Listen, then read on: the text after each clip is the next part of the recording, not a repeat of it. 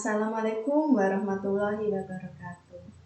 Semangat pagi anak-anak. Gimana kabarnya hari ini? Ibu harap kalian selalu dalam keadaan sehat ya.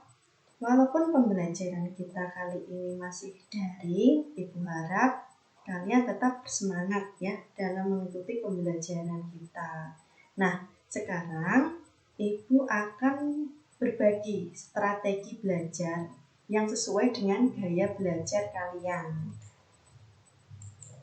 Nah, tujuan pembelajarannya diharapkan nanti konseling atau siswa itu dapat memahami dan mengetahui tentang gaya belajar serta strategi belajarnya untuk masing-masing gaya belajar tersebut. Nah, setiap orang itu kan memiliki gaya belajar yang berbeda-beda. Ada yang suka belajar sambil mendengarkan musik, kemudian ada juga yang lebih suka dengan suasana tenang, ada yang menyukai belajar dengan praktik, ada juga yang lebih menyukai belajar cukup dari membaca buku saja. Dengan referensi belajar yang berbeda ini, maka dari itu setiap orang memiliki cara belajar efektif yang berbeda untuk satu sama lain. Nah, pada saat ini kan masa pandemi, jadi kita belajar dari rumah. Maka dari sini kita akan sesuaikan gaya belajar yang cocok untuk kalian. Nah, kira-kira gaya belajar yang seperti apa yang bisa kita gunakan? Nah, kira-kira apa ya yang sesuai dengan karakter kita? Gaya belajar seperti apa yang sesuai dengan kebutuhan kita, yang cocok untuk kita. Nah, kira-kira apa ya? Nah, menurut Bobby De Potter, gaya belajar seseorang itu dibagi menjadi 3 tipe, yaitu visual, auditory, dan kinestik. Yuk kita pelajari lebih dalam lagi. Apa itu gaya belajar visual? Nah, gaya belajar visual itu gaya belajar yang berhubungan dengan penglihatan. Nah, biasanya ciri-cirinya itu seseorang yang memiliki gaya belajar visual, dia itu cenderung lebih teliti.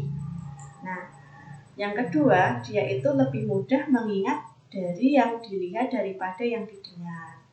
Kemudian, lebih suka membaca daripada dibacakan. Kemudian berbicara dengan tempo yang agak cepat, cukup peduli dengan penampilan dan pakaian, sulit untuk menerima instruksi secara verbal kecuali ditulis. Nah, yang terakhir itu tidak mudah terganggu dengan keremehan. Itu gaya belajar seseorang yang visual. Mungkin dari ciri-ciri tersebut, kalian kira-kira termasuk gaya belajarnya visual atau bukan? Kalau misalkan kalian itu memiliki ciri-ciri tersebut, misalkan kalian nih mudah mengingat dari yang dilihat daripada yang didengar, berarti kalian itu mungkin memiliki gaya belajar yang visual. Jadi itu ciri-ciri gaya belajar visual. Nah, cara belajar yang tepat untuk seseorang yang memiliki gaya belajar visual itu yang pertama, belajar dari gambar maupun video yang menarik. Nah, jadi seseorang yang memiliki gaya belajar visual, cara belajar yang tepat itu kalian bisa belajar dari gambar maupun video yang sekiranya menarik. Kemudian membaca buku yang tidak hanya tulisan saja, tapi juga memiliki ilustrasi.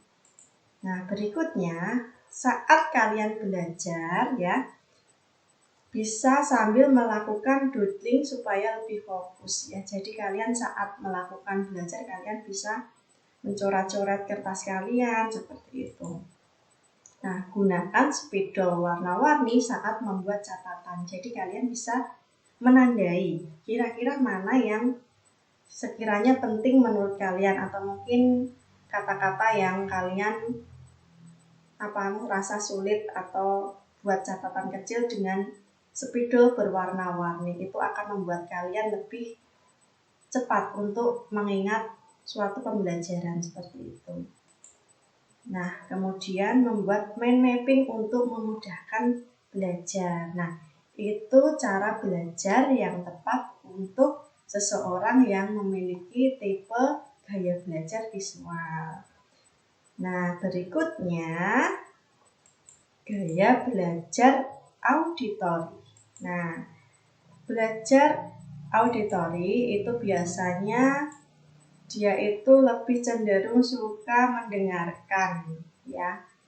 Ciri-cirinya dia lebih mudah mengingat sesuatu dari apa yang didengar daripada yang dilihat. Jadi kebalikannya seperti tadi, visual tadi ya. Kemudian yang kedua, senang mendengarkan musik. Nah, atau senang mendengarkan guru yang sedang memberikan arahan atau penjelasan tentang sebuah materi. Yang ketiga, tidak suka keramaian. Jadi dia cenderung suka hal-hal yang hening, yang tidak terlalu ramai seperti itu. Nah, kemudian pandai menirukan nada ataupun irama suara. Jadi itu ciri-cirinya. Yang berikutnya, senang membaca dengan mengeluarkan suara atau menggerakkan bibir mereka. Jadi setiap kali dia membaca, dia itu mengeluarkan suara keras atau menggerakkan bibirnya, misalkan membaca gaya belajar auditori seperti itu. Nah, berikutnya biasanya merupakan pembicara yang fasih. Jadi gaya belajar auditori itu ciri-cirinya seperti itu ya. Kira-kira kalian masuk ke yang mana? Apakah auditori? Kira-kira ada nggak kalian yang termasuk memiliki gaya belajar auditori di sini ya? Nah, yang terakhir dia lebih suka seni musik ya. Jadi biasanya seseorang yang memiliki gaya belajar auditori ini dia itu lebih suka mendengarkan musik. Kadang dalam menghafalkan atau memahami sebuah materi pembelajaran dia itu membuat rekaman lagu. Maksudnya dia itu membuat pelajaran itu dijadikan sebuah lagu, kemudian dia rekam dan didengarkan ulang. Atau pada saat guru sedang memberikan penjelasan sebuah materi, dia itu merekamnya, kemudian didengarkan lagi pada saat belajar sendiri seperti itu. Itu ciri-cirinya gaya belajar auditori. Nah,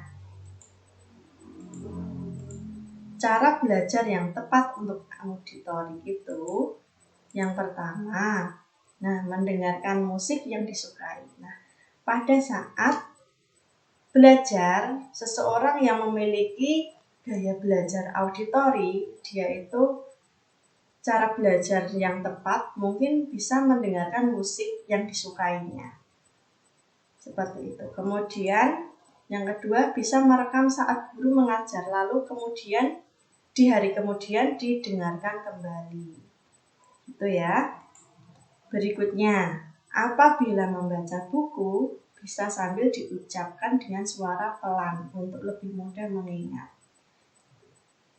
Nah, mendengarkan materi yang diajarkan guru saat di kelas dengan seksama. Nah, pada saat ini kan pembelajarannya melalui daring, jadi mungkin kalian bisa melihat di channel YouTube SMK atau guru kalian yang sedang membagikan video pembelajaran seperti itu. Yang terakhir, belajar dengan diskusi bersama teman ya, supaya lebih mudah memahami maupun mengingat materi ya, karena saat ini masa pandemi. Jadi ketika kalian nanti berdiskusi dengan teman kalian harus tetap menjaga protokol kesehatan ya, menjaga jarak, memakai masker, dan cuci tangan seperti itu. Nah, yang terakhir, gaya belajar yang ketiga adalah gaya belajar kinestetik. Ciri-cirinya yang pertama ya, menyenangi belajar dengan metode praktik. Nah, kalian itu kan anak-anak SMK, pasti kalian di sini juga senang dengan metode praktik seperti itu ya. Kemudian kadang dia kesulitan dalam menulis tetapi pandai dalam berbicara. Jadi seseorang yang kinestetik dia itu kesulitan untuk menuliskan sebuah ide-ide, tapi dia itu pandai bercerita. Ya, seperti itulah gaya belajar seorang yang kinestetik ya. Kemudian menyukai aktivitas yang melibatkan gerakan tubuh seperti olahraga atau menari. Jadi seseorang yang kinestetik itu cenderung tidak bisa diam. Misalkan dia melakukan sesuatu atau sedang belajar itu pasti dia itu misalkan menggerak-gerakkan sepeda atau pulpen atau penggaris dan sebagainya. Nah, dia itu sangat aktif sekali. Kemudian saat berkomunikasi banyak menggunakan isyarat tubuh. Ya, misalkan sedang berbicara dia itu pasti menggerakkan tubuhnya seperti ini, seperti itu ya. Nah, yang berikutnya menghafal dengan cara berjalan atau melihat. Jadi seseorang kinestetik itu ketika dia menghafal itu dia berjalan-jalan, kemudian melihat sesuatu, mengamati sesuatu seperti itu. Jadi gaya belajar kinestetik itu cirinya seperti itu ya. Nah, sekarang cara belajar yang tepat untuk kinestetik itu yang seperti apa? Nah, saat mendapatkan materi belajar, bila memungkinkan segera coba praktikkan supaya materi belajar yang sudah didapatkan akan lebih mudah untuk dipahami ketika dipraktikkan. Itu cara belajar yang tepat untuk seseorang yang memiliki gaya belajar yang kinestetik ya. Kemudian belajar sambil melakukan aktivitas yang melibatkan gerakan. Misalnya sambil berjalan atau sesederhana menjentikkan jari ya, seperti tadi yang sudah saya sampaikan tadi. Seseorang yang kinestetik itu dia itu sangat aktif sekali, tidak bisa diam ya. Jadi ketika belajar misalkan memahami sesuatu, menghafal sesuatu, dia itu sambil jalan-jalan gitu. Nah, berikutnya melakukan eksperimen dari materi yang didapatkan dari guru. Jadi ketika seseorang yang kinestetik itu mendapatkan sebuah materi, pasti dia itu kemudian mengeksperimen, membuat eksperimen atau mempraktekkan materi yang didapatkan dari gurunya itu tadi. Nah, yang terakhir biasanya mengunjungi tempat yang berhubungan dengan materi pelajaran. Misalnya, untuk pelajaran produktif TKR itu bisa mengunjungi sebuah bengkel mobil seperti itu ya. Jadi untuk SMK ini kan banyak praktiknya ya.